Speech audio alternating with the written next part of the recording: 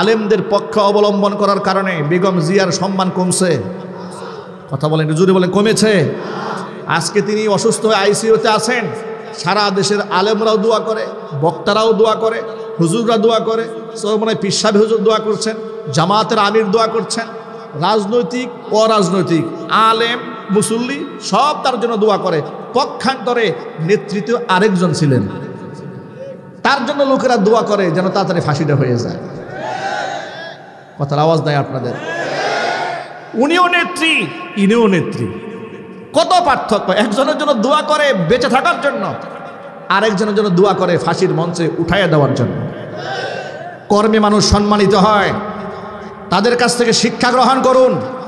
বেগম জিয়া আলেমদেরকে সম্মান দেওয়ার কারণে তার সম্মান কমে নাই। তিনি আপোষহীন ছিলেন। এই জমানার শ্রেষ্ঠ মাজলুমদের মধ্যে তিনিও একজন ছিলেন। একজন সম্মানিত ব্যক্তিকে কত সম্মান করা হয়েছে, নিজের বাড়ি থেকে উচ্ছেদ করা হয়েছে, ঠিক না? ঠিক জুড়ে বলেন। সন্তানদেরকে হত্যা করা হয়েছে, সব কিছু থেকে বঞ্চিত করা হয়েছে। এত কিছু করার পরেও তিনি যখন এই যে স্বৈরাচারী হাসিনা পতন হলো, তিনি জেল থেকে বের হয়ে আসলেন। আপনি দেখেছেন হাসিনার বিরুদ্ধে কোনো একটা হিংসাত্মক বক্তব্য বেগম জিয়া দেন নাই। ভদ্রতার চরম উৎকৃষ্ট একটা নমুনা। কথা বলেন, ঠিক কিনা? আর যদি আমি একটা মাহফিলে বলেছিলাম, এই কাজটা যদি খালেদা জিয়া হাসিনার সাথে করত, আর খালেদা জিয়ার পতন হইতো, হাসিনা যদি এই সুযোগটা পেত, তাহলে হিংসাত্মক বক্তব্য কাকে বলে, কত প্রকার এবং কি কি, তার বক্তব্যের যন্ত্রণায় এই দেশের মানুষ দেশ ছাড়া পালাই যেত, ঠিক না? ঠিক। এই নাদান মহিলা কি বলে শোনেন। এই যে কয়েকদিন আগে ভূমিকম্প হয়ে গেল, সে বলে আমার বিরুদ্ধে ফাঁসির রায়টাও হলো, আর আল্লাহর কি খেলা, দেশে ভূমিকম্পটা হইল। আচ্ছা, এর কোনো আত্মীয় স্বজন নাই এই লোকটার চিকিৎসা করার জন্য? কথা ঠিক না? ঠিক জুড়ে বলেন। সে বলে আমার ফাঁসির রায় হলো, আর দেশে ভূমিকম্পটা হলো, আল্লাহর কি খেলা। কবে যেন বলে ফেলে আমারে ফাঁসি দিলে কিয়ামত কায়েম হবে। বিশ্বাস নাই তো মহিলাকে দিয়ে। আমি শুধুমাত্র এখান থেকে একটা মেসেজ দিতে চাই আপনাদেরকে। ক্ষুধাদ্রোহিতার পথ বেছে নিয়েছিল ভণ্ড স্বৈরাচারী শেখ হাসিনা। আলেমদের বিরুদ্ধাচরণ করেছে, নাস্তিকদেরকে মাথায় তুলে নিয়েছে, আর আলেমদেরকে মিথ্যা মামলা দিয়ে কারাগারে ঢুকিয়েছে। আলেমদের পায়ের মধ্যে ডান্ডা বেরি পড়িয়েছে, ডান্ডা বেরির আঘাতে আলেমদের পা ফেটে রক্ত বের হয়েছে। এরপরে ডান্ডা বেরি খোলা হয় নাই। হক্কানে আলেমুল আমাদের সাথে বেয়াদবি করার কারণে এই অহংকারী দাম্ভিক জালেমের যে পতন হয়েছে, গোটা জাতির মালউন, গোটা জাতির পক্ষ থেকে সে লানত প্রাপ্ত হয়েছে, আজও হচ্ছে, হতে থাকবে কিয়ামত পর্যন্ত। কথা ঠিক না? ঠিক। আমি এখান থেকে গোটা জাতিকে বলতে চাই, সুতরাং মির্জা ফখরুল ইসলাম আলমগীর সাহেব, আপনি তাওহীদি জনতাকে আঘাত করে হাসিনার পথে পা বাড়ায়েন না। হাসিনা থেকে শিক্ষা গ্রহণ করুন। আপনি আপনার নেতার আদর্শ মানেন, আল্লাহর উপর বিশ্বাস করেন, আলেমদের পক্ষ অবলম্বন করেন। আলেমদেরকে উগ্র মৌলবাদ ধর্মান্ধ বলে গালমন্দ করবেন না। যদি করেন, হাসিনার সাথে জাতি যে আচরণ করেছে, আপনার সাথেও জাতি সে আচরণ করতে বাধ্য হবে। আলহামদুলিল্লাহ আলহামদুলিল্লাহ নাহমাদুহু ওয়া নাস্তাঈনুহু ওয়া নাস্তাগফিরুহু ওয়া নু'মিনু বিহি ওয়া নাতাওয়াক্কালু আলাইহি ওয়া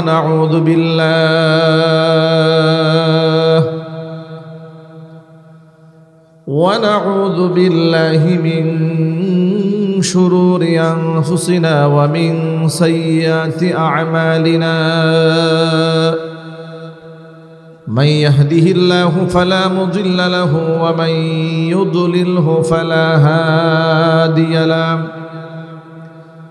ونشهد أن لا إله إلا الله وحده لا شريك له ونشهد أن سيدنا ونبينا وحبيبنا وشفيعنا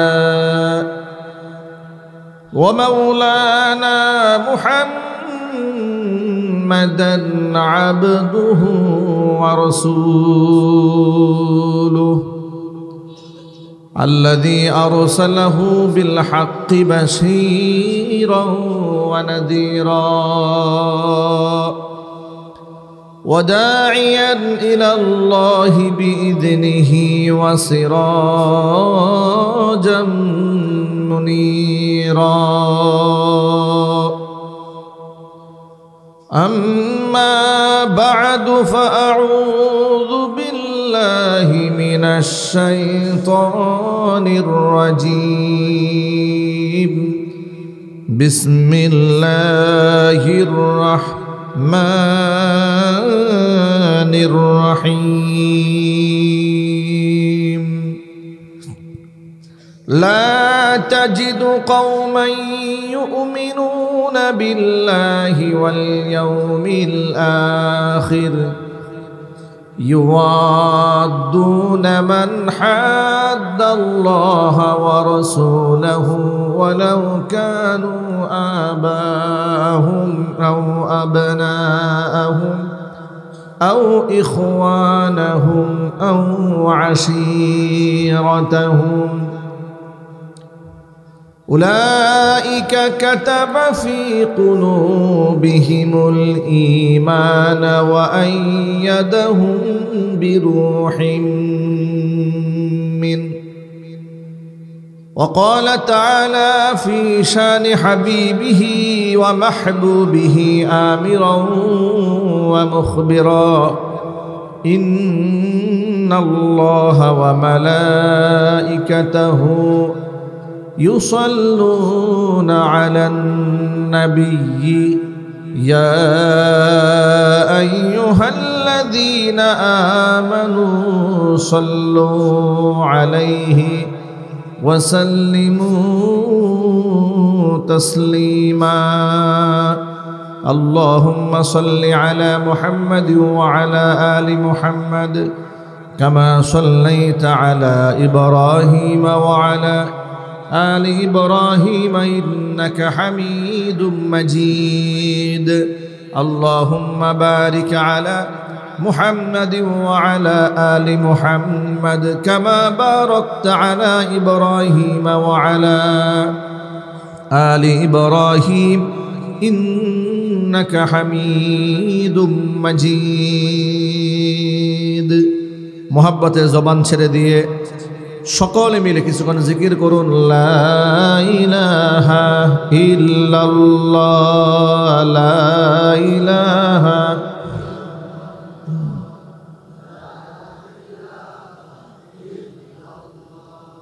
লা ইলাহা ইল্লাল্লাহ লা ইলাহা ইল্লাল্লাহ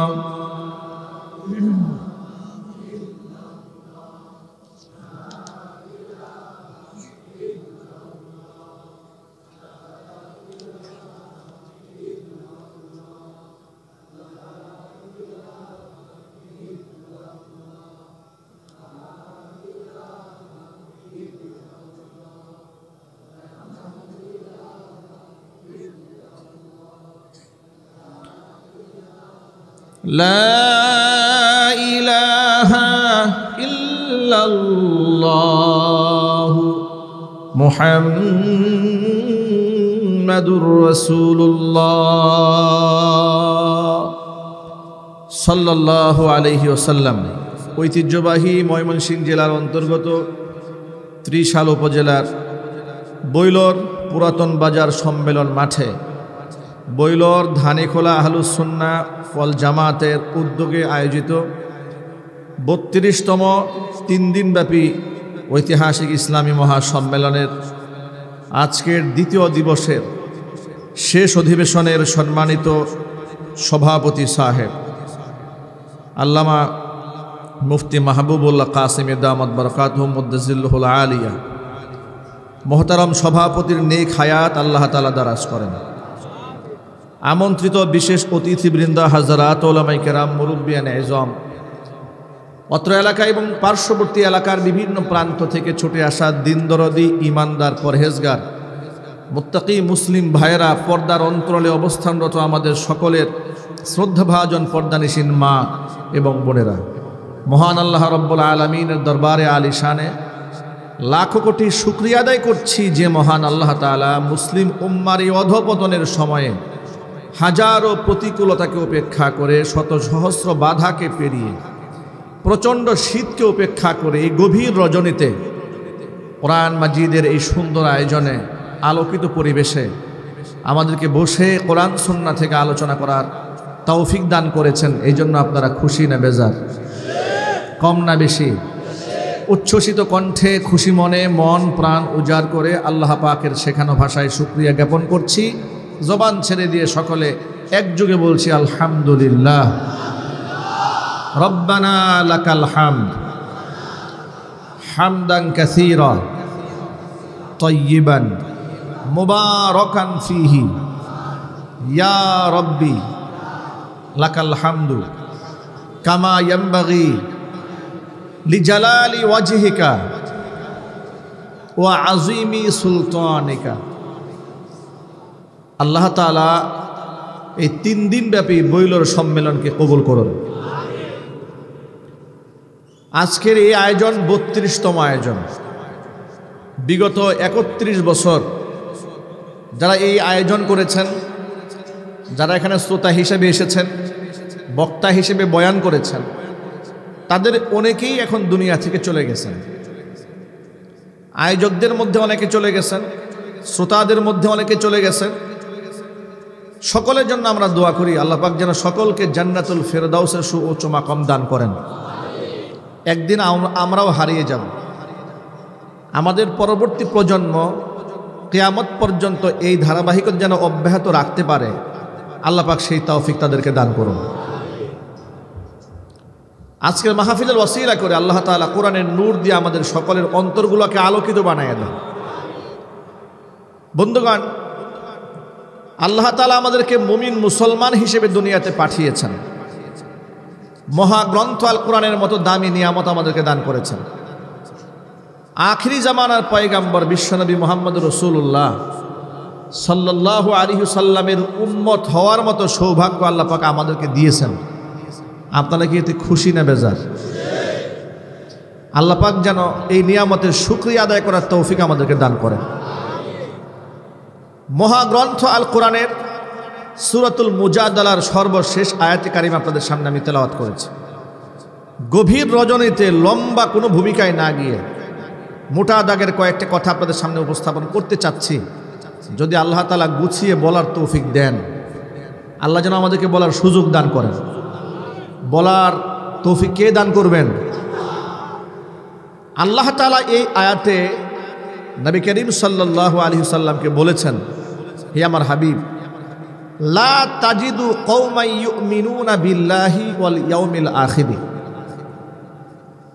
যে লোকেরা আমি আল্লাহর উপর ঈমান আনে, পরকালের উপর ঈমান আনে, এক কথায় আমি আল্লাহর উপর বিশ্বাসী, পরকালে বিশ্বাসী মানুষকে কখনো আপনি দেখবেন না ওই সমস্ত লোকদের সাথে মুহাব্বতের সম্পর্ক রাখতে পারে যারা আমি আল্লাহ এবং আমার রাসূলের সাথে দুশমনি করে। কথা কি বুঝতে পেরেছে? আবার বলি, আল্লাহ পাক তার নবীকে বলছেন, হে আমার হাবিব, যে ব্যক্তি আমার উপর ঈমান আনে এবং পরকালের উপর ঈমান আনে, এক কথায় ঈমানদার বান্দা কখনো ওই সমস্ত লোকদের সাথে ভালো সম্পর্ক রাখতে পারে না যারা আমি আল্লাহর সাথে দুশমনি করে এবং আমার রাসূলের সাথে শত্রুতামি করে। এই কথাটা কি আমার নাকি আল্লাহ পাকের? আল্লাহ রাব্বুল আলামিন আরেকটু অ্যাডভান্স করে বলেন, আমার দুশমন কিংবা আমার নবীর দুশমন ওয়ালাউ কানু আবাহুম, যদি তাদের বাবাও হয় তারা ছাড় দেবে না। আও আবনাহুম, নিজের ঔরস যার সন্তানও যদি হয় তারা এই ক্ষেত্রে আপোষ করবে না। আও ইখওয়ানাহুম, যদি নিজের ভাই হয় এতেও তারা ছাড় দেবে না। আও আশিরতাহুম, যদি নিকটতম আত্মীয় স্বজন হয় এরপরেও তাদের সাথে তারা সম্পর্ক টিকিয়ে রাখতে পারবে না। প্রয়োজনে পিতার সাথে তারা শত্রুতার ভাবাপন্ন হয়ে পিতার বিরুদ্ধে তারা লড়াই করবে, ভাইয়ের বিরুদ্ধে তলোয়ার ধরতে পারবে, ভাইয়ের বিরুদ্ধে তলোয়ার ধরতে পারবে, আত্মীয় স্বজনের বিরুদ্ধে তলোয়ার ধরতে পারবে। এমনকি যদি প্রয়োজন হয় নিজের সন্তানের বিরুদ্ধেও সে তলোয়ার ধারণ করতে পারবে, জিহাদে ঝাঁপিয়ে পড়তে পারবে। কিন্তু আমি আল্লাহ, আমার রাসূল এদের দুশ্মনের সাথে এরা সম্পর্ক টিকিয়ে রাখতে পারবে না। এই কথাটা কোরআন শরীফের সূরাতুল মুজাদালার 28 নম্বর পারার হিফজ কোরআন মাজিদের 4 নম্বর পৃষ্ঠার শুরুতে, অর্থাৎ সূরা মুজাদালার 22 নম্বর আয়াতে আল্লাহ পাকের ঘোষণা। এই আয়াতটা নাজিল হওয়ার প্রেক্ষাপটটা আপনাদেরকে বলি। আয়াতটা নাজিল হয়েছিল বদর প্রান্তে হযরতে আবু বকর সিদ্দিক রাদিয়াল্লাহু তাআলা আনহু নিজের ছেলে আব্দুর রহমান তখন মুসলমান হন নাই, তার বিরুদ্ধে তিনি তলোয়ার ধারণ করেছেন। এমনকি যখন আব্দুর রহমান মুসলমান হয়েছেন, এক পর্যায়ে ঘরোয়া বৈঠকে তিনি বলছিলেন যে আব্বাজান, আমি যখন কুফরি হালতে ছিলাম বদর প্রান্তরে আমি ইচ্ছা করে আপনার থেকে দূরে দূরে থাকতাম, যাতে করে আপনার উপর আমাকে তলোয়ার চালাতে না হয়। আবু বকর সিদ্দিক কি জবাব দিয়েছিলেন শোনেন। হযরতে আবু বকর বলেছিলেন, আল্লাহর কসম করে বলি, তুমি যদি বদর প্রান্তে আমার সামনে আসতে, আমি আমার সন্তান হিসেবে সামান্য তোমাকে ছাড় দিতাম না। তুমি যদি আমার সামনে আসতে রসুলের দুশ্মন হয়ে, আল্লাহর কসম করে বলি এই তলোয়ার দিয়ে তোমার কল্লা আমি উড়াই দিতাম, আমার দিলে সামান্যতম আঘাত লাগতো না। বদর যুদ্ধে হযরত উমর ইবনুল খাত্তাব রাদিয়াল্লাহু তাআলা আনহু নিজের ভাইয়ের সাথে তলোয়ার দিয়ে লড়াই করেছেন। অন্যান্য সাহাবীরা নিজের নিকটতম আত্মীয় স্বজনের সাথে লড়াই করেছেন। মনে রাখতে হবে, তাম দুনিয়ার মধ্যে যত সম্পর্ক আমাদের আছে সবগুলা কিন্তু স্বার্থের কারণে নষ্ট হয়ে যায়, কিন্তু একমাত্র সম্পর্ক আল্লাহর সাথে যা নষ্ট করার কোনো উপায় নাই। মায়ের সাথে বাবার সাথে সম্পর্ক থাকবে, কোনো আপত্তি নাই, বরং ইসলাম উৎসাহ প্রদান করেছে। কোরআন মাজিদ আল্লাহ তাআলা বলেছেন, ওয়া ওয়াসাইনাল ইনসানা বিওয়ালিদাইহি হুসনা, অবশ্যই মানুষদেরকে নির্দেশ দিয়েছি মানুষ যেন তাদের বাবা মার সাথে ভালো ব্যবহার করে। তথ্যটা আপনাদেরকে জানিয়ে রাখি, কোরআন মাজিদ আল্লাহ তাআলা একাধিক আয়াতের মধ্যে নিজের ইবাদতের পরে বাপ মাকে শ্রদ্ধা সম্মান করতে বলেছেন, বাবা মার সেবা করতে বলেছেন। এমনকি বাবা মা যদি কাফের হয় এর পরেও বাপ মার সাথে খারাপ ব্যবহার করতে কোরআন বারণ করেছে। আল্লাহ রাব্বুল আলামিন বলেছেন, ওয়াসাহিবুহুমা ফিদ দুনিয়া মারুফা, বাবা মা যদি কাফের হয় এরপরেও বাপ মার সাথে সদ আচরণ করবে, তাদের ভরণ পোষণ দেবে, খোঁজ খবর রাখবে। ওই বাপ মা তোমাকে কুফরি করতে বললে শুধুমাত্র কুফরি কাজে বাপ মার কথা তুমি মানতে পারবে না। সাদ বিন আবি ওয়াক্কাস রাদিয়াল্লাহু তাআলা আনহু জান্নাতের সুসংবাদ প্রাপ্ত একজন সাহাবী। ইসলামের প্রাথমিক যুগে তিনি মুসলমান হয়েছেন। তিনি ছোটবেলা থেকে প্রচণ্ড আকারে মায়ের খুব ভক্ত ছিলেন। দেখবেন বাচ্চাদের মধ্যে সব বাচ্চা কিন্তু একরকম হয় না। কিছু বাচ্চা থাকে মায়ের প্রতি খুব বেশি দুর্বল থাকে, আবার কিছুটা থাকে খুব বাবার প্রতি খুব দুর্বল। আবার কিছু বাচ্চা এমন হয় মার প্রতিও দুর্বলতা নাই, বাবার প্রতিও নাই, বন্ধুদের প্রতি খুব দুর্বল। আছে না নাই জুড়ে বলে? কত কিসিমের মানুষ আল্লাহ পাক দুনিয়াতে পাঠান। সাদ বিন আবি ওয়াক্কাস মায়ের খুব পাগল ছিলেন। এখন জাহিলি যুগ থেকে সবাই জানত তিনি মায়ের পাগল। সাদ বিন আবি ওয়াক্কাস রাদিয়াল্লাহু তাআলা আনহু মুসলমান যখন হয়ে গেলেন, মায়ের নাম ছিল হিমনা বিনতে আবি সুফিয়ান। মা সহ্য করতে পারে না তার সন্তান মুসলমান হয়েছে। সাদ বিন আবি ওয়াক্কাসকে ডেকে বলে, ও সাদ, আমি মা হয়ে তোমাকে হুকুম করছি তুমি ধর্ম ছেড়ে দাও, ইসলাম ছেড়ে দাও, পৌত্তলিকতার ধর্মে ফিরে আসো। তিনি বললেন, মা, তোমাকে আমি ভালোবাসি, পাগলের মতো ভালোবাসি, সম্মান করে মোহাব্বত করি, কিন্তু ইসলাম আমি ছাড়তে পারবো না। মা তখন বলল, সন্তান রে, তোমার কোরআন তো বলে দিয়েছে বাপ মার সেবা করার জন্য, তার খেদমত করার জন্য, তার হুকুম পালন করার জন্য। তিনি বলেন, অবশ্যই আমি বাপ মার সেবা করব, অবশ্যই তোমার কথা মান্য করব, কিন্তু ঈমান ছাড়তে পারবো না। তখন সাদ বিন আবি ওয়াক্কাসের মা হিমনা বিনতে আবি সুফিয়ান বলল, তুমি যদি ঈমান না ছেড়ে পৌত্তলিকতার ধর্ম যদি গ্রহণ না করো, আজকে থেকে আমি অনশন ধর্মঘট চালু করলাম, আমি কোনো খাবার খাবো না, পানিও পান করব না। তোমার মা তোমার চোখের সামনে ছটফট করতে করতে মারা যাবে, ওই দৃশ্য নিশ্চয়ই তুমি দেখে বরদাস্ত করতে পারবে না। সাদ বিন আবি ওয়াক্কাসের মা খানা পিনা বন্ধ করে দিল। সন্তানকে ছলে বলে কলে কৌশলে যখন ফিরাতে না পেরেছে, মেন্টালি প্রেশার দেওয়া শুরু করেছে। তিনি হতাশ হন নাই, নিরাশ হন নাই। ঠিক এই প্রেক্ষিতে নবী করিম সাল্লাল্লাহু আলাইহি সাল্লামের কাছে গিয়ে সাদ বিন আবি ওয়াক্কাস জানালেন, হে আল্লাহর হাবিব, আমার মা তো নাসর বান্দা, এমনভাবে আমার উপর বল প্রয়োগ করছে, খানা পিনা বন্ধ করে দিয়েছে যদি আমি ইসলাম না সারি। আল্লাহর নবী আল্লাহর পক্ষ থেকে তাও ওহির অপেক্ষায় থাকলেন। আল্লাহ তাআলা কোরআন মাজিদে সূরা আনকাবুতের এই আয়াতখানা নাযিল করে তার জবাব দিয়ে দিলেন। আল্লাহ পাক বলছেন, ওয়াসাইনাল ইনসানা বিওয়ালিদাইহি হুসনা, বাবা মার সাথে অবশ্যই আমি সদ্ব্যবহারের নির্দেশ দিয়েছি। তবে সেই বাপ মা যদি ওয়াইন জাহাদাকা লিতুশরিকা বিমা লাইসা লাকা বিহি ইলমুন ফালা তুতি'হুমা, সেই বাবা মা যদি তোমাকে আমি আল্লাহর সাথে শরীক স্থাপন করতে বলে, যেই ব্যাপারে তোমার ইলম নাই, জ্ঞান নাই, তাহলে তুমি অবশ্যই এই ক্ষেত্রে বাপ মার কথা মান্য করতে পারবে না। কেন মানতে পারবে না? শোনো, ইলাইয়া মারজিউকুম, আমি আল্লাহর কাছে তোমাদের সকলকে ফিরে আসতে হবে। ফাউনাব্বিউকুম বিমা কুনতুম তা'মালুন, তোমাদের কৃতকর্মের সমস্ত বর্ণনা আমি তোমাদেরকে দেব।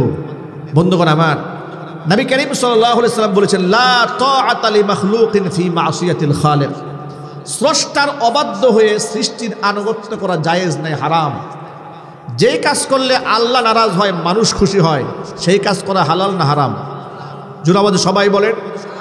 যেই কাজ করলে আল্লাহ নারাজ হয়, বান্দা খুশি হয়, সেই কাজ হালাল না হারাম? হারাম। আবার যেই কাজ করলে বান্দা নারাজ হয়, আল্লাহ খুশি হয়ে যায়, সেই কাজ অবশ্যই অবধারিত বান্দাকে করতেই হবে। এই আয়াতটা নাজিল হওয়ার পরে সাদ বিন আবি ওয়াক্কাস মায়ের সাথে কি স্টেটমেন্ট দিলেন একটু শুনেন। সাদ বিন আবি ওয়াক্কাস মায়ের সামনে গেলেন, মাকে ডেকে বললেন, আম্মা জান, আপনাকে আমি বড্ড ভালোবাসি, অত্যন্ত মহাব্বত করি, কিন্তু আপনি আমাকে ঈমান হারা করার জন্য যে পলিসি অবলম্বন করেছেন, যে অনশন ধর্মঘট চালু করেছেন, খাবার দাবার বন্ধ করে দিয়েছেন, আপনি যদি আমার চোখের সামনে না খেয়ে খেয়ে মরে যান, আর এটা একবার আর দুবার নয়, শতবার যদি আপনি জিন্দা হন আর শতবার যদি মরেন, আমি এই দৃশ্য দেখে হজম করতে পারবো, বরদাস্ত করতে পারবো, কিন্তু ঈমান হারা আমি হতে পারবো না। আল্লাহু আকবার বলেন। বন্ধুগণ, এখান থেকে একটা মৌলিক আকীদা বিশ্বাস অন্তরের মধ্যে কিয়ামত পর্যন্ত, মৃত্যু পর্যন্ত ঢুকায় রাখবেন। সেটা হলো, আমার আল্লাহ রাব্বুল আলামিনকে নারাজ করে পৃথিবীর কারোর সাথে আমার সম্পর্ক রাখা জায়েজ নাই। কথা ঠিক না? বেরিয়ে জুড়ে বলেন। আল্লাহর পরে বাবা মার চেয়ে দামি সম্পদ পৃথিবীতে আর আছে? কিন্তু জোর আওয়াজে বলতে হবে। পৃথিবীর কোনো নেতার মর্যাদা কি আমার কাছে আমার বাপ মার চাইতে বেশি? পৃথিবীর কোনো পীর, পৃথিবীর কোনো দরবেশ, পৃথিবীর কোনো অলি আমার কাছে আমার আল্লাহর পরে বাবা মার মর্যাদা সব চাইতে বেশি। ঠিক না? ঠিক। যদি তাই হয়ে থাকে, আল্লাহ তাআলা বললেন যে আমার নাফরমানি করে আমার বান্দির আনুগত্য তোমার করা যাবে না। তাহলে আল্লাহর পরে যে বাবা মার সম্মান পৃথিবীতে, আল্লাহকে নারাজ করে সেই মা বাবার যদি আনুগত্য না করা যায়, তাহলে আল্লাহকে নারাজ করে নেতার আনুগত্য করা যাবে? বর্তমান সমাজের দিকে একটু তাকায় দেখেন, সমাজে ক্ষুধাদ্রোহী নেতা দিয়ে ভরে যাচ্ছে। সরাসরি বাউল সরকার, আবুল সরকার আল্লাহকে গালি দিয়েছে। ওই আবুল সরকারের পক্ষে অবস্থান নিয়েছে বাংলাদেশের কিছু রাজনীতিবিদেরা। আল্লাহ তাআলার শানে যে বিয়াদবিমূলক শব্দ সে মুখে বের করেছে, প্রথমত সে আল্লাহর নামে 4টা মিথ্যা কথা বলেছে। সে বলেছে মহান আল্লাহ পাক নাকি বলেছেন আউয়ালু মা খালাকাল্লাহু নূরি, আল্লাহ আগে নূর সৃষ্টি করেছেন। এরপর আবার বলেছেন আউয়ালু মা খালাকাল্লাহু রূহ, আল্লাহ পাক আগে রূহ সৃষ্টি করেছেন। আবার বলেছেন আউয়ালু মা খালাকাল্লাহুল আরশ, আল্লাহ তাআলা আগে আরশ সৃষ্টি করেছেন। 4 নাম্বার বলেছেন আল্লাহ আউয়ালু মা খালাকাল্লাহুল ইশক, আল্লাহ তাআলা আগে ইশক সৃষ্টি করেছেন। 4টা ডাহা মিথ্যা কথা আল্লাহর নামে চালিয়ে দিয়ে একটা আরেকটার বিপরীতে দাঁড় করিয়ে দিয়ে বলেছে আল্লাহ এক মুখে কয় কথা বলে। এখানেই তো ক্ষান্ত হয় নাই। আল্লাহ এক মুখে কয় কথা বলে এখানেই বলা শেষ করে নাই। সে বলেছে এক মুখে যে 2 কথা বলে, ওটাকে মুখ বলে না এটা বলে। এ কথা বলে যে মুখ দিয়ে শব্দটা বের করেছে ওটা বলা সম্ভব না, সে নিজের নিতম্বের দিকে ইঙ্গিত করেছে। আবার এই কথা বলেছে খুব ঠান্ডা মাথায় হাসতে হাসতে, এমন না যে স্লিপ অফ টাং একটা বলতে গেছে একটা বের হয়ে গেছে, এমন না, খুব ইন্টেনশনালি একবারে খুব ঠান্ডা মাথায় মহান আল্লাহর সামনে এই শব্দ যে গুস্তাকি যে করেছে তার বিচার হওয়ার দরকার আছে না নাই? তার শাস্তি হওয়ার প্রয়োজন আছে না নাই? আমি অবাক হয়ে গেলাম, 2 দিন হয় নাই রাজনীতির মাঠে নেমেছে এনসিপির লোকেরা। জুলাই আগস্টের বিপ্লবে তাদের অবদান থাকার কারণে এনসিপি সদস্যদের প্রতি বাংলাদেশের মুসলমানদের একটা সফট কর্নার আছে, একটা মহব্বত আছে, এদের প্রতি একটা ভালোবাসা আছে, ঠিক না ব্যাটিক জুড়ে বলেন? সেই এনসিপির নেতারা তাদের দলীয় পেডে বাউল সরকারের পক্ষে, আবুল সরকারের পক্ষে তাওহীদ জনতার বিরুদ্ধে স্টেটমেন্ট দিল।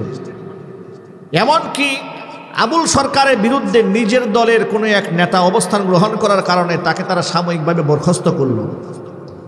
আমার এনসিপির নীতি নির্ধারক যারা আছেন তাদের কাছে খুব জিজ্ঞেস করতে মনে চায়, আল্লাহকে গালি দিল সেটা তোমাদের কলিজায় লাগে নাই, কিন্তু বাউলদের বিরুদ্ধাচরণ তাওহীদি জনতা করেছে, কলিজায় লেগেছে। কলিজা থেকে নেফাকি তোমরা দূর করো, কলিজা থেকে শয়তানি বের করে ফেলো। তোমরা যত অবদান রাখো না কেন, তোমাদের ভালোবাসা আমাদের কাছে আছে, কোনো সন্দেহ নাই, তোমাদের স্বীকৃতি আমরা দেই, কিন্তু আল্লাহর কসম, তোমরা যদি নাস্তিকদের পক্ষ অবলম্বন করো, তোমাদের সাথে তাওহীদি জনতা সেই ব্যবহার করবে যে ব্যবহার এই দেশের মুসলমানেরা নাস্তিক বেঈমান হাসিনার সাথে করেছে। তোমরা তাদের পক্ষে চলে গেলে। বিএনপির মির্জা ফখরুল ইসলাম আলমগীর সাহেব মানিকগঞ্জের তাওহীদি জনতার বিরুদ্ধে অবস্থান গ্রহণ করে তিনি বললেন, তাওহীদি জনতার ব্যাপারে বললেন যে উগ্র ধর্মান্ধ গোষ্ঠীরা বাউলদের উপর আক্রমণ চালিয়েছে। তাওহীদি জনতাকে বললেন উগ্র ধর্মান্ধ গোষ্ঠী, আমরা নাকি উগ্র। আল্লাহকে গালি দিয়েছে, আমরা প্রতিবাদ জানিয়ে উগ্র হয়ে গেছি। উনি ল্যাংটা বাউলের পক্ষ হইয়া উনি খুব মানবদরদী হয়ে গেছে। এই ভণ্ডামি বাংলাদেশে চলবে না। রাজনীতির জায়গা রাখেন। আপনারা এই ওয়াজ মাহফিলের ব্যাপারে বলেন, ওয়াজ মাহফিল হুজুরা যেন রাজনীতি বক্তব্য না দেয়। তোমরাও আল্লাহর সামনে বেয়াদবি করা বাদ দিয়ে দাও। তোমরা রাজনীতির মঞ্চে দাঁড়িয়ে আলেম ওলামাদেরকে নিয়ে ঠাট্টা করবা, বিদ্রুপ করবা, তুচ্ছতাচ্ছিল্য করবা, মৌলবাদ বলে গালি দিবা। ঠিক স্বৈরাচারী হাসিনাকে লাথি মেরে যেমন তাড়িয়ে দিয়েছে দেশের মুসলমান, তোমাদের সাথে জাতি সেই আচরণ করবে। আমি মির্জা ফখরুল ইসলাম আলমগীরের বক্তব্য গোটা বিএনপির উপর দিতে চাই না, কারণ বিএনপির মধ্যে অনেক তাওহীদপন্থী মুসলমান আছে, ঠিক না? ঠিক। বিএনপির যিনি প্রতিষ্ঠাতা জিয়াউর রহমান সাহেব, তিনিই তো সংবিধানে বিসমিল্লাহির রহমানির রহিম সংযোজন করেছিলেন। আল্লাহর উপর আস্থা এটা তিনিই যুক্ত করেছিলেন। কথা বলতে হবে, ঠিক না? ঠিক। তাহলে আপনি তো বিএনপির রাজনীতি করেন, কিন্তু আপনি তো আপনার নেতার আদর্শ গ্রহণ করতে পারেন নাই। আপনি তো আপনার নেত্রীর আদর্শ নিতে পারেন না। আপনার নেত্রী সারা জীবন বলেছে এদেশের আলেমরা জঙ্গি নয়, মৌলবাদ নয়। আপনার নেত্রী 2013 সালে আপনাদেরকে ডেকে বলেছিল শাপলা চত্বরে আলেমদের পাশে থাকার জন্য। কথা ঠিক করে জুড়ে বলেন। বালুর ট্রাক দিয়ে যখন ওনাকে ঘেরাও দেওয়া হয়েছিল, সেই দৃশ্য আপনাদের ভুলে যাওয়ার কথা নয়। উনিই বলেছিলেন কতজন আলেমকে আপনারা হত্যা করেছেন, এতিমকে হত্যা করেছেন, একদিন সব কিছুর জবাব দিতে হবে। আলেমদের পক্ষ অবলম্বন করার কারণে বেগম জিয়ার সম্মান কমছে। কথা বলেন, জুড়ে বলেন, কমেছে। আজকে তিনি অসুস্থ হয়ে আইসিইউতে আছেন। সারা দেশের আলেমরাও দোয়া করে, বক্তারাও দোয়া করে, হুজুররা দোয়া করে, মনে পীর সাহেব হুজুর দোয়া করছেন, জামাতের আমির দোয়া করছেন, রাজনৈতিক অরাজনৈতিক আলেম মুসল্লি সব তার জন্য দোয়া করে। পক্ষান্তরে নেতৃত্ব আরেকজন ছিলেন, তার জন্য লোকেরা দোয়া করে যেন তাড়াতাড়ি ফাঁসিটা হয়ে যায়। কথার আওয়াজ নাই আপনাদের? উনিও নেত্রী, ইনিও নেত্রী। কত পার্থক্য! একজনের জন্য দোয়া করে বেঁচে থাকার জন্য, আরেকজনের জন্য দোয়া করে ফাঁসির মঞ্চে উঠাইয়া দেওয়ার জন্য। কর্মে মানুষ সম্মানিত হয়, তাদের কাছ থেকে শিক্ষা গ্রহণ করুন। বেগম জি আলেমদেরকে সম্মান দেওয়ার কারণে তার সম্মান কমে নাই। তিনি আপোষহীন ছিলেন। এই জমানার শ্রেষ্ঠ মাজলুমদের মধ্যে তিনিও একজন ছিলেন। একজন সম্মানিত ব্যক্তিকে কত সম্মান করা হয়েছে, নিজের বাড়ি থেকে উচ্ছেদ করা হয়েছে, ঠিক না? ঠিক জুড়ে বলেন। সন্তানদেরকে হত্যা করা হয়েছে, সব কিছু থেকে বঞ্চিত করা হয়েছে। এত কিছু করার পরেও তিনি যখন এই যে স্বৈরাচারী হাসিনা পতন হলো, তিনি জেল থেকে বের হয়ে আসলেন। আপনি দেখেছেন হাসিনার বিরুদ্ধে কোনো একটা হিংসাত্মক বক্তব্য বেগম জিয়া দেন নেই। ভদ্রতার চরম উৎকৃষ্ট একটা নমুনা। কথা বলেন ঠিক কিনা? আর যদি আমি একটা মাহফিলে বলেছিলাম, এই কাজটা যদি খালেদা জিয়া হাসিনার সাথে করত, আর খালেদা জিয়ার পতন হইতো, হাসিনা যদি এই সুযোগটা পেত, তাহলে হিংসাত্মক বক্তব্য কাকে বলে, কত প্রকার এবং কি কি, তার বক্তব্যের যন্ত্রণায় এই দেশের মানুষ দেশ ছাড়া পালাই যেত। ঠিক না বে ঠিক? এই নাদান মহিলা কি বলে শোনেন। এই যে কয়েকদিন আগে ভূমিকম্প হয়ে গেল, সে বলে আমার বিরুদ্ধে ফাঁসির রায়টাও হলো, আর আল্লাহর কি খেলা, দেশে ভূমিকম্পটা হইল। আচ্ছা, এর কোনো আত্মীয় স্বজন নাই এই লোকটার চিকিৎসা করার জন্য? কথা ঠিক না বে ঠিক? বলেন। সে বলে আবার ফাঁসির রায় হলো, আর দেশে ভূমিকম্পটা হলো, আল্লাহর কি খেলা। কবে যেন বলে ফেলে আমারে ফাঁসি দিলে কিয়ামত কায়েম হবে। বিশ্বাস নাই তো মহিলাকে দিয়ে। আমি শুধুমাত্র এখান থেকে একটা মেসেজ দিতে চাই আপনাদেরকে। ক্ষুধাদ্রোহিতার পথ বেছে নিয়েছিল ভণ্ড স্বৈরাচারী শেখ হাসিনা। আলেমদের বিরুদ্ধাচরণ করেছে, নাস্তিকদেরকে মাথায় তুলে নিয়েছে, আর আলেমদেরকে মিথ্যা মামলা দিয়ে কারাগারে ঢুকিয়েছে। আলেমদের পায়ের মধ্যে ডান্ডা বেরি পড়িয়েছে, ডান্ডা বেরির আঘাতে আলেমদের পা ফেটে রক্ত বের হয়েছে। এরপরে ডান্ডা বেরি খোলা হয় নাই। হক্কানে আলেমুল আমাদের সাথে বেয়াদবি করার কারণে এই অহংকারী দাম্ভিক জালেমের যে পতন হয়েছে, গোটা জাতির মালউন, গোটা জাতির পক্ষ থেকে সে লানত প্রাপ্ত হয়েছে, আজও হচ্ছে, হতে থাকবে কিয়ামত পর্যন্ত। কথা ঠিক না ঠিক? আমি এখান থেকে গোটা জাতিকে বলতে চাই, সুতরাং মির্জা ফখরুল ইসলাম আলমগীর সাহেব, আপনি তাওহীদি জনতাকে আঘাত করে হাসিনার পথে পা বাড়ায়েন না। হাসিনা থেকে শিক্ষা গ্রহণ করুন। আপনি আপনার নেতার আদর্শ মানেন, আল্লাহর উপর বিশ্বাস করেন, আলেমদের পক্ষ অবলম্বন করেন। আলেমদেরকে উগ্র মৌলবাদ ধর্মান্ধ বলে গালমন্দ করবেন না। যদি করেন, হাসিনার সাথে জাতি যে আচরণ করেছে আপনার সাথেও জাতি সে আচরণ করতে বাধ্য হবে। আমার যুবক ভাইয়েরা, আমাদের ভালোবাসা হবে আল্লাহর জন্য। কাউকে যদি আমরা শত্রু বানাই, সেটাও হবে আল্লাহর জন্য। নবী করিম সাল্লাল্লাহু আলাইহি ওয়াসাল্লাম বলেছেন, আবু হুরায়রা রাদিয়াল্লাহু তাআলা আনহু হাদিসের রাবী, তিনি বলেছেন, সাবাতুন ইউযিল্লুহুমুল্লাহু ফি যিল্লিহি ইয়াওমা লা যিল্লা ইল্লা যিল্লু। কিয়ামতের দিন আল্লাহ তাআলার আরশের ছায়া ছাড়া যেদিন আর কোনো ছায়া থাকবে না, মহান আল্লাহ তাআলা 60 শ্রেণীর মানুষকে তার আরশের ছায়াতলে স্থান দেবেন। এর মধ্যে 1 নম্বর ইমামুন আদিলুন, ন্যায়পরায়ণ শাসক যে হবে, আরশের ছায়াতলে স্থান দিবেন। 2 নম্বর ওয়াশাবুন নাশাআ ফি ইবাদাতিল্লাহ, ওই যুবক যেই যুবক তার যৌবনকাল আল্লাহর বন্দেগীতে কাটায়। 3 নম্বর রাজুলুন কলবুহু মুআল্লাকুন ফিল মাসাজিদ, ওই ব্যক্তি যার অন্তর আল্লাহর ঘর মসজিদের সাথে ঝুলে থাকে। 4 নম্বর ওয়ারাজুলানি তাহাব্বা ফিল্লাহি ইজতামা আলাইহি ওয়া তাফাররাকা আলাইহি, এমন 2 ব্যক্তি একে অপরকে ভালোবাসে আল্লাহর জন্য, বিচ্ছিন্ন হয়ে যায় আল্লাহর জন্য। আমরা যদি কাউকে ভালোবাসি, কার জন্য ভালোবাসবো জোরে বলেন? আরো জোরে বলতে হবে। যদি সম্পর্ক ছিন্ন করতে হয়, কার জন্য করব? আল্লাহ পাকের জন্য করব। সুমামা ইবনে উসাল মক্কাতুল মুকাররমার কুফফারে কুরাইশদের সাথে এক মিত্রতাপূর্ণ সম্পর্ক ছিল, বন্ধুত্বপূর্ণ সম্পর্ক, ব্যবসায়িক সম্পর্ক ছিল। কেন? কারণ মক্কাতুল মুকাররমার মাটিতে কোনো কিছু ফলের আবাদ হয় না, পার্শ্ববর্তী এলাকায় আবাদ হয়। সিরিয়া, শাম, ইয়ামান, এই সমস্ত অঞ্চল থেকে মক্কায় খাবার আসে। তো সেই সুবাদে মক্কাতুল মুকাররমায় যে খাবার ঢুকে, একটা এলাকা দিয়ে ঢুকে, ওই এলাকার নাম হচ্ছে বনু হানিফা গোত্র। বনু হানিফা গোত্রের প্রধান ছিল সুমামা ইবনে উসাল। যেহেতু মক্কার কুফফারে কুরাইশদের সাথে তার একটা সুসম্পর্ক, সেই সূত্র ধরে নবী করিম সাল্লাল্লাহু আলাইহি ওয়াসাল্লামের জানে দুশমন ছিল এই লোকটা। আল্লাহর নবীকে হত্যা করার ষড়যন্ত্র করেছে। নাউজুবিল্লাহ পড়েন। আল্লাহর হাবিবকে হত্যার ষড়যন্ত্র যখন করেছে, সাহাবায়ে কেরাম সুযোগ বুঝে এই সুমামা ইবনে উসালকে গ্রেফতার করে মদিনায় নিয়ে গেছে।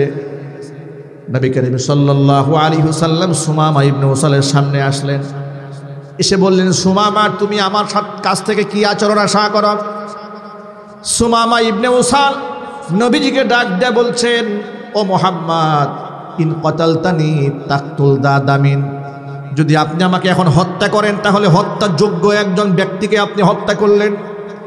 ওয়া ইন তুনিম আলাইয়া তুনিম আলা শাকিরিন, আর যদি আপনি আমার উপর দয়া করেন, ক্ষমা করেন, তাহলে আপনি একজন কৃতজ্ঞ ব্যক্তিরে ক্ষমা করলেন।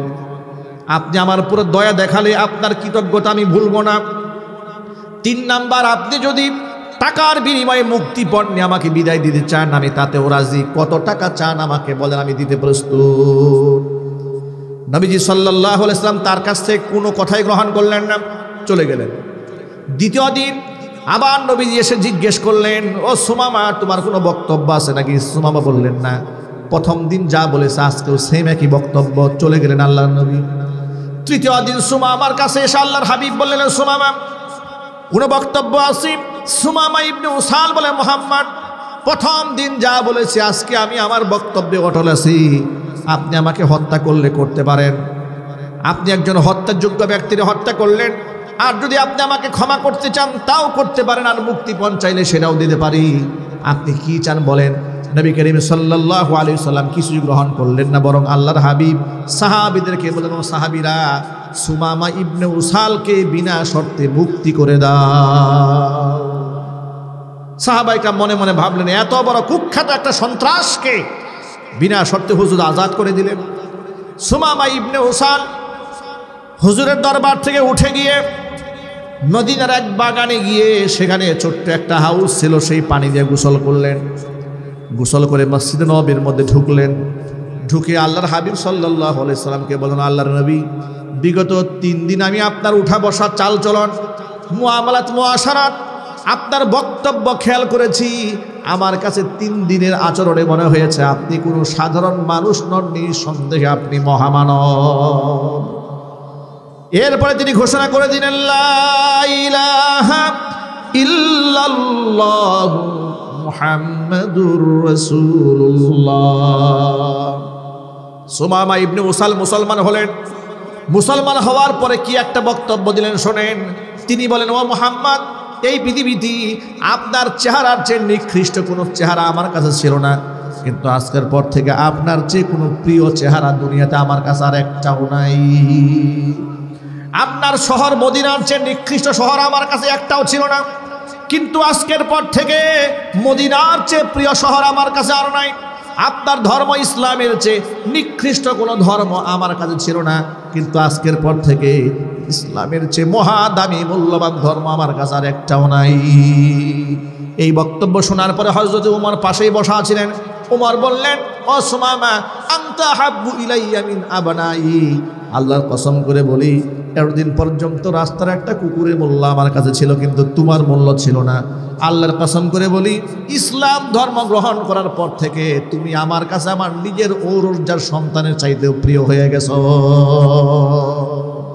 ভাইরা আমার, সাহাবায়ে কেরাম রাদিয়াল্লাহু তাআলা আনহুম আজমাইন আমাদের জন্য আমলের উপমা, ঈমান ও আমলের নমুনা ছিলেন সাহাবায়ে কেরাম। ঠিক না ব্যাঠিক জোরে বলেন? সুতরাং অনেক সময় মাহফিল মঞ্চে বসে আমরা অনেক সময় রাজনীতিবিদদের সমালোচনা করি, অনেক সময় এই দেশের তথাকথিত বুদ্ধিজীবীদের সমালোচনা করি, লেখক সাহিত্যিকদের সমালোচনা করি। অনেক লোকেরা বলেন, হুজুর এগুলো বাদ দিয়ে সরাসরি কোরআন সুন্নাহর কথা কেন বলতে পারেন না? এগুলোও কোরআন সুন্নাহর বয়ানেরই একটা অংশ। ঠিক না ব্যাঠিক জোরে বলেন? কারণ আল হুব্বু ফিল্লাহ ওয়াল বুগযু ফিল্লাহ, কাউকে আমরা ভালোবাসবো তো আল্লাহর জন্য ভালোবাসবো। কারো প্রতি যদি আমাদের ক্রোধ বাড়ে, ঘৃণা বাড়ে, সেটা আল্লাহর জন্যই বাড়বে। সুতরাং আমাদের বার্তা বড় স্পষ্ট, এদেশ তাওহীদি জনতার দেশ, এদেশ মুসলমানদের দেশ।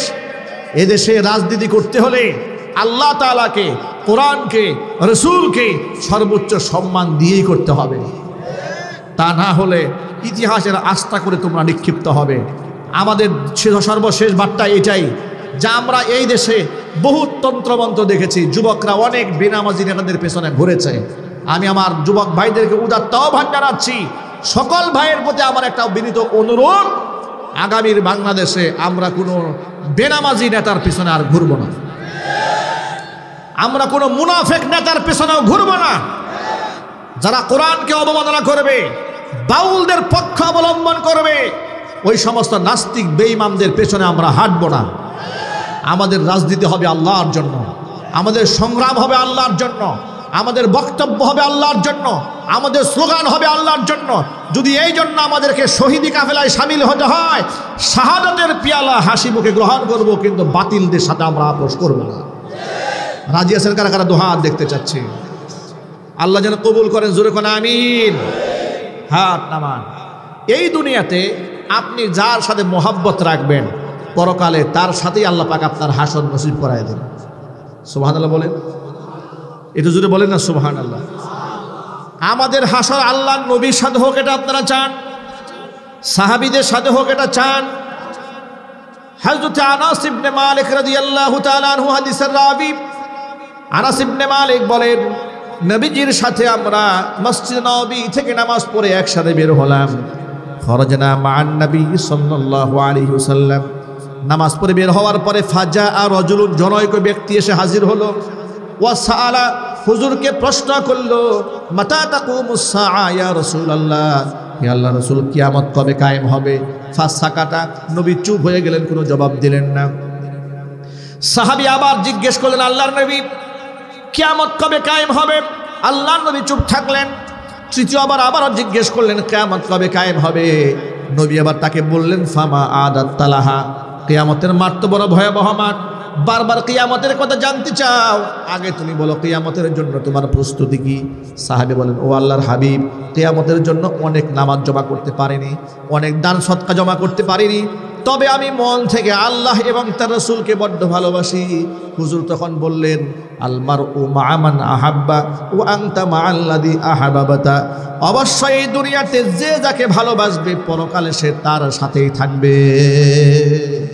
ওয়া আনতা মা'আল্লাযী আহাব্বাতা, তুমি যাকে ভালোবেসেছো তার সাথেই তোমার হাসর নসিব হবে।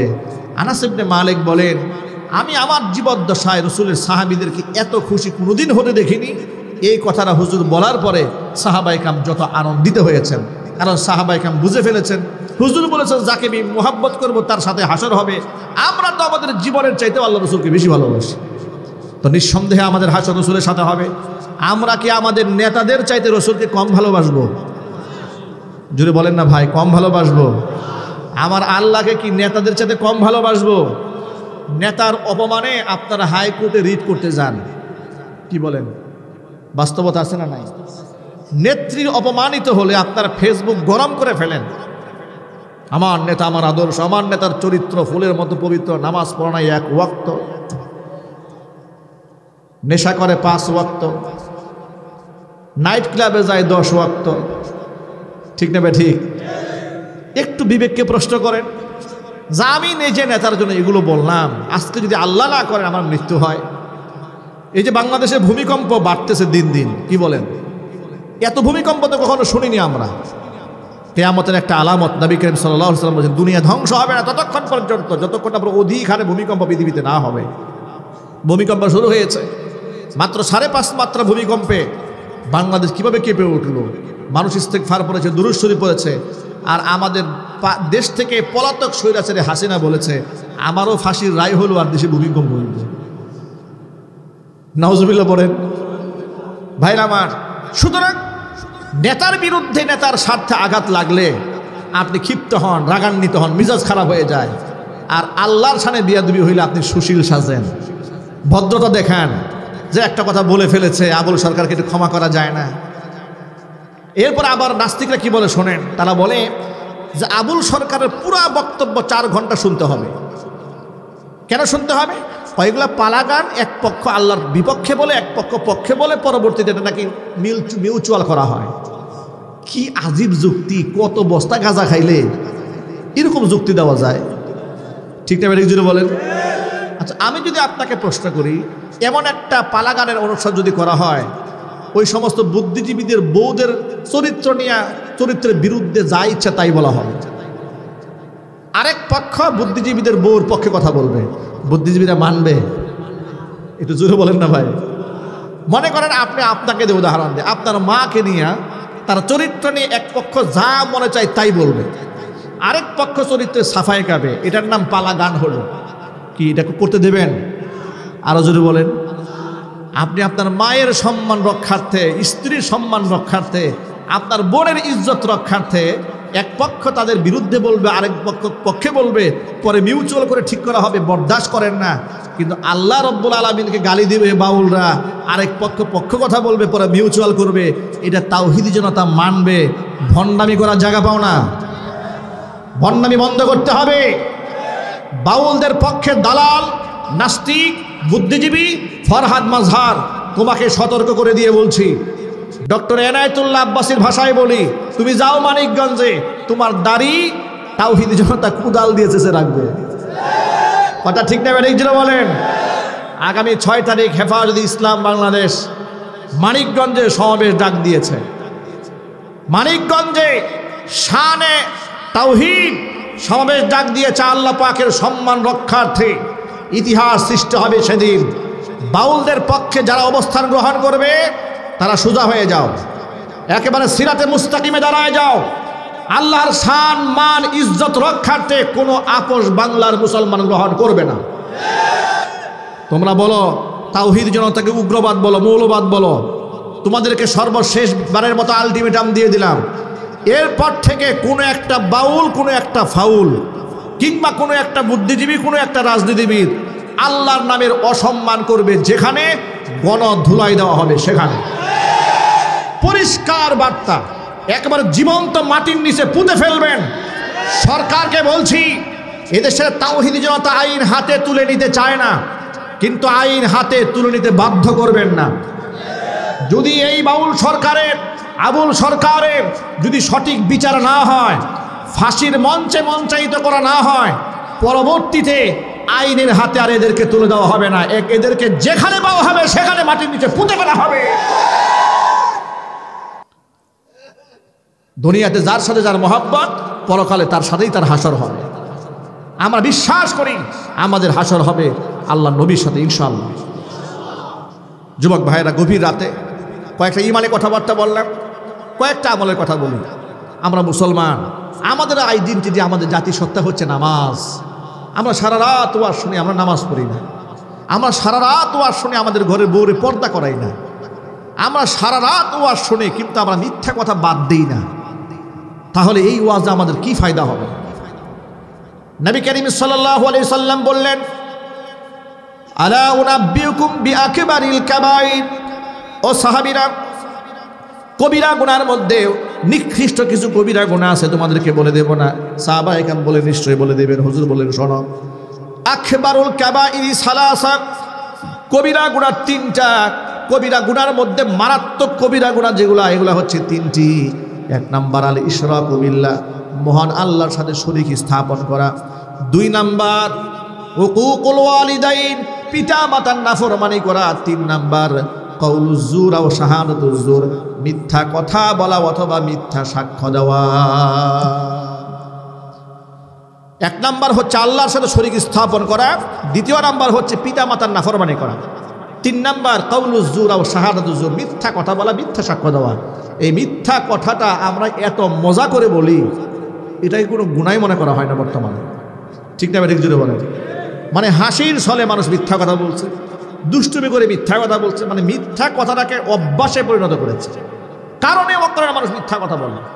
একটা সময় ছিল, আমরাও দেখেছি 90-এর দশকে, আমরা ছোটো ছিলাম, লোকেরা মিথ্যা কথা বললে নিজেকে একটু অপরাধী মনে করতো, যে একটা ভুলে একটা মিথ্যা কথা বলে ফেললাম, কাজটা কেমন হলো। আর এখন মিথ্যা কথা বলতে বলতে, বিশেষ করে মোবাইল ফোন আবিষ্কার হওয়ার পরে, এটা তো মিথ্যা আদান প্রদানের একটা হাতিয়ার হয়ে গেছে। ঠিক না? ঠিক জোরে বলেন। মিথ্যা বলার বড় একটা মাধ্যম হয়ে গেছে মোবাইল ফোন। আল্লাহ তাআলা যেন আমাদের মিথ্যা বলা থেকে জবানকে হেফাজত করেন। কাউলুজ জুর ও শাহাদাত, মিথ্যা সাক্ষী আমরা কেউ দেব না, বলেন ইনশাআল্লাহ। পিতা মাতা আমাদের জন্য জান্নাতে যাওয়ার সিঁড়ি।